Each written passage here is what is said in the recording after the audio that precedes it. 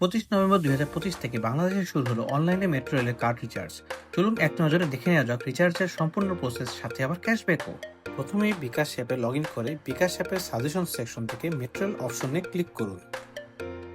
বিকাশ app থেকে redirect করে আপনাকে rapidpass.com.bd ওয়েবসাইটে আপনাকে নিয়ে যাবে, যেখানে আপনার ইউজার আইডি এবং পাসওয়ার্ড দিয়ে সাইন ইন করলে আপনি আপনার ড্যাশবোর্ড দেখতে পারবেন। এবং ড্যাশবোর্ড সেকশনে আপনার নিবন্ধিত কার্ডটি রিচার্জ করার অপশনও আপনি দেখতে পারবেন, যেখানে আপনি 100 থেকে 5,000 টাকা পর্যন্ত যে কোনো অ্যামাউন্ট রিচার্জ করতে পারবেন। আমি এখানে আপনাদেরকে 100 টাকা রিচার্জ প্রসেস করে দেখাবো।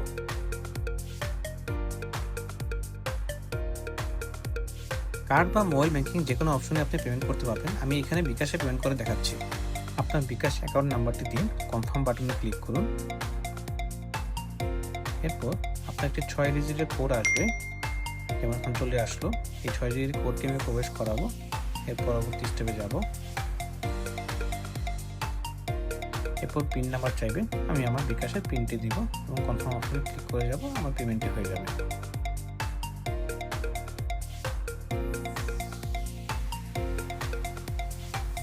পেমেন্ট সফলের মেসেজটি চলে আসলো।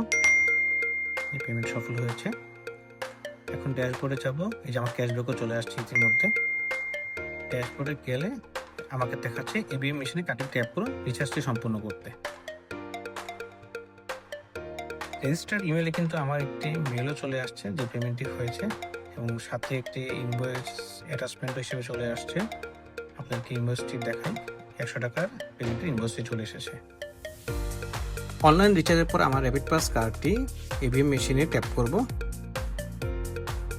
100 টাকার রিচার্জ সফলভাবে সম্পন্ন হয়েছে।